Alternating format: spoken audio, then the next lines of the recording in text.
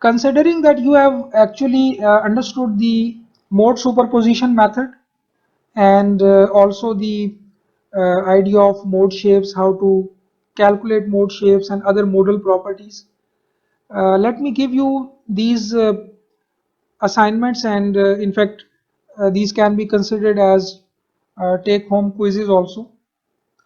So for all of these assignments which I am going to explain next, I will be actually referring to this multiple degree of freedom system.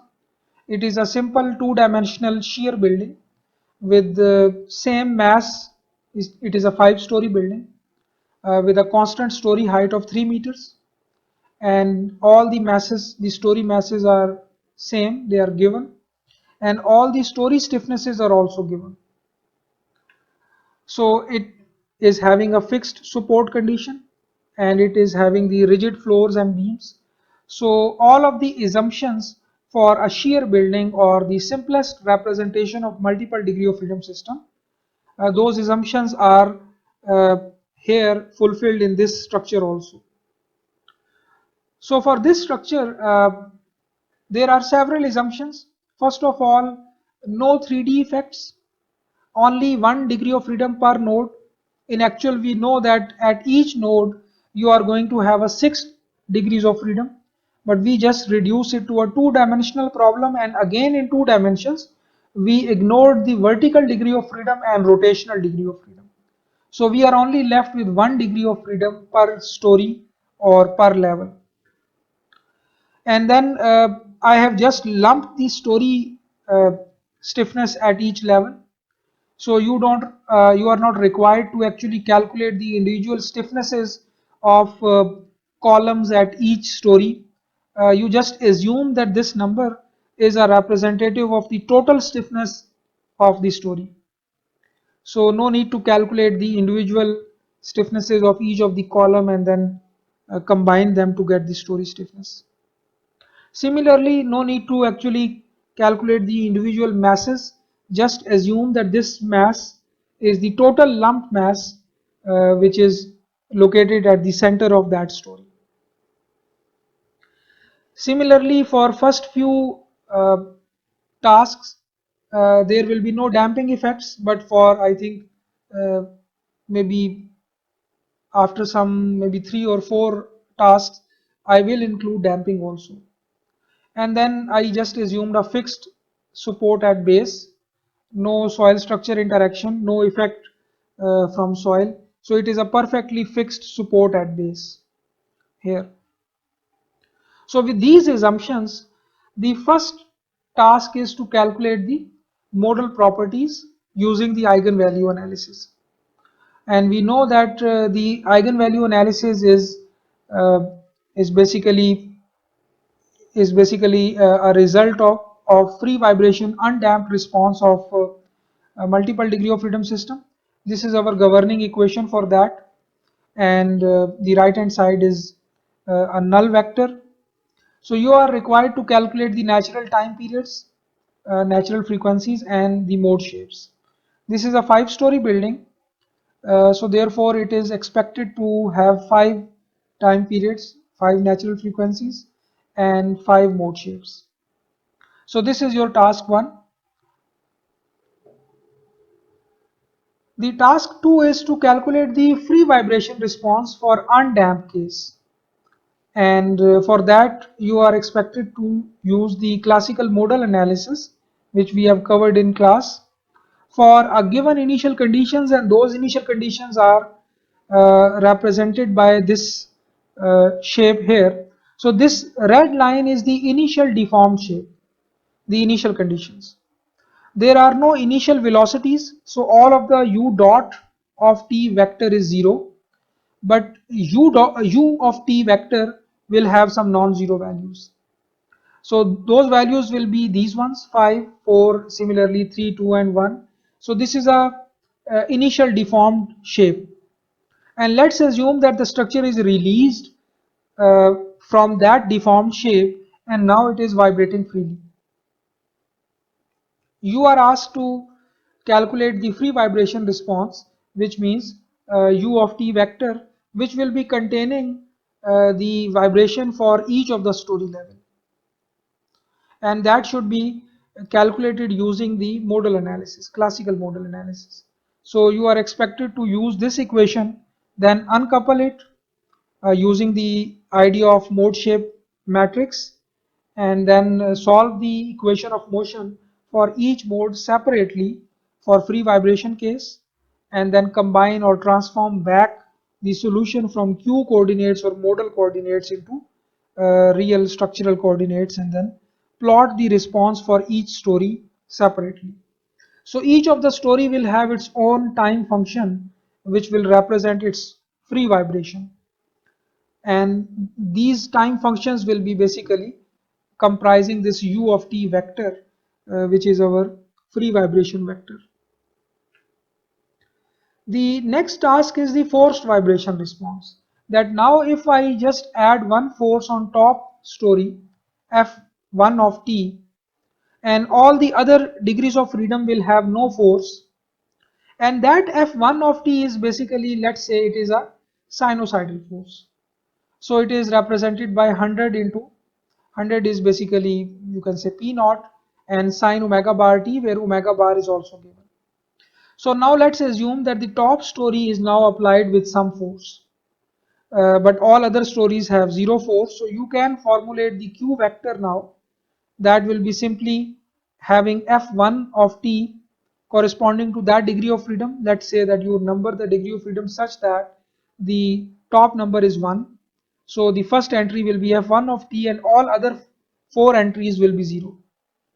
So q of t is now given, and you are now required to solve this whole equation of motion for forced vibration case, and using the idea of mode shapes. So this is classical modal analysis for forced vibration response, which we have just covered in last lecture. We also call it the mode superposition method. So again you are required to uncouple the equation of motion, and for each mode separately you have to solve the equation and then transform back from q to u coordinates. The difference in this case from last task would be that now the right hand side of the modal equations will not be zero. The right hand side will have some non-zero forces, and the solution for each modal equation will be now the forced vibration solution.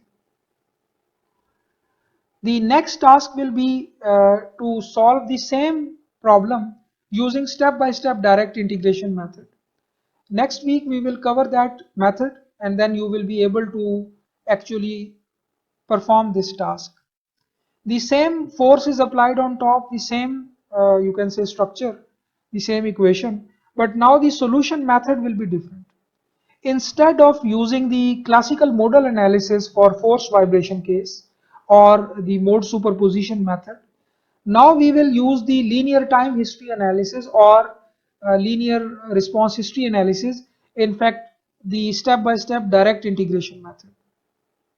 So this will be a direct solution which will directly solve the equation of motion, this one, and by taking them into incremental form, and it will solve that equation in increments step by step, and finally we will be able to get the final solution for each of the story.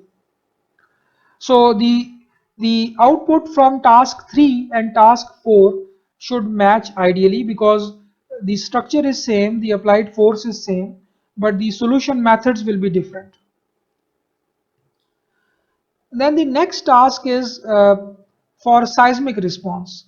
That now instead of giving you an applied force, I have given you an actual ground shaking which can be converted into a random force.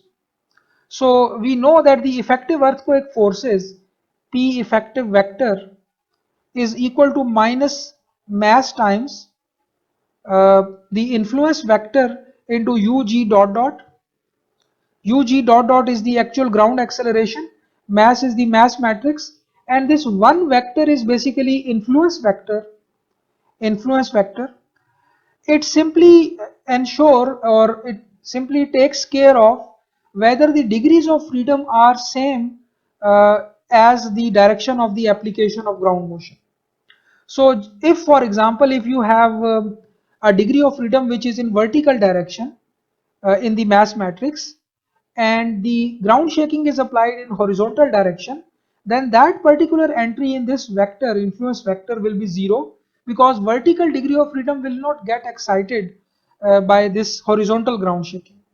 But in our case, since all of the 5 degrees of freedom are in horizontal direction, and we are assuming that the ground acceleration vector is also in the horizontal direction, so the influence vector will be simply having values of 1.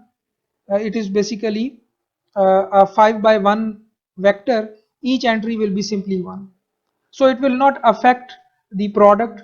But if, for example, there was a particular degree of freedom, let's say this one, which is not in the direction of the application of ground acceleration, we would have just made it 0.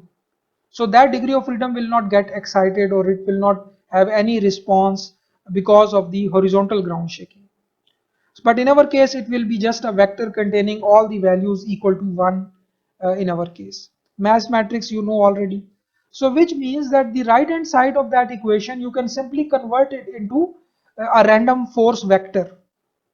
And since we have already have two methods for the solution of the equation of motion, and those two methods are the mode superposition method and direct integration method.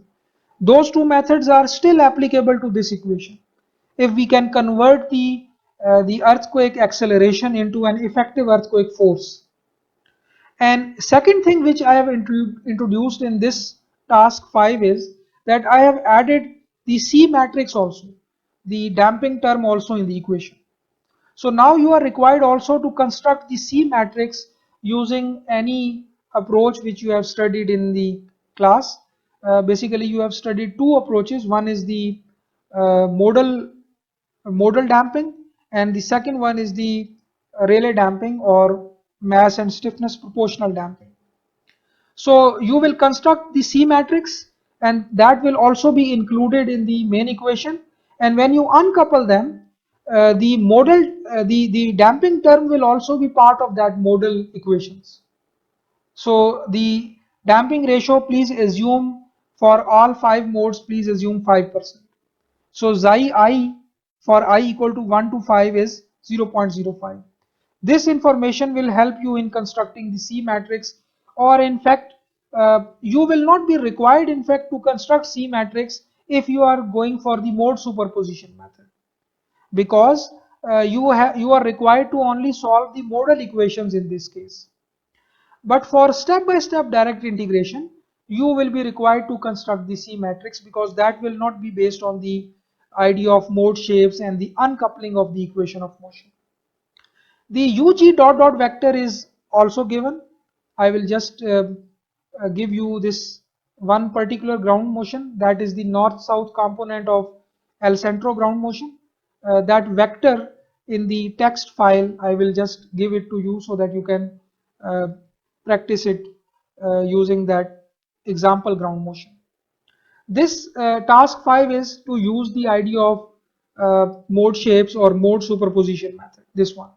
This is also called as the modal response history analysis procedure, or linear modal time history analysis, and different similar names.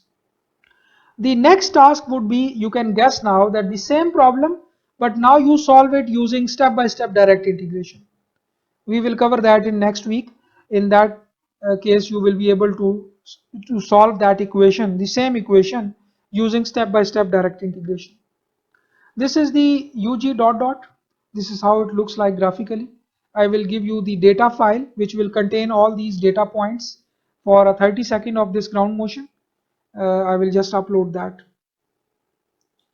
The next task will be the same problem, the same UG dot dot, but now you are required to solve it using step-by-step direct integration method. And the solution obviously should match for task 5 and task 6. The story displacements against the same earthquake, against the same structure, should ideally match. So if they are not matching, please try to understand the reason of the error and then try to solve that. So I think I will just keep it up till here. because this task 7 currently I have not covered it in this course, but it is also related to seismic response using a method which is called response spectrum analysis procedure. If we couldn't cover it in this course, then uh, we will start the next course with this method, I think. So I think for now we just stick to up to task number 6, and these 6 tasks uh, are, you can say, I will announce the deadline later. You are required to just online submit those solutions. Now you can either use MS Excel and MATLAB also to carry out all of these computations, because you know that the mass matrix and K matrix both will be 5 by 5. So all of the matrix operations, they may not be handled with manual calculations. You have to have some automation, either in the form of an Excel sheet or in MATLAB or in any other programming language which you may know.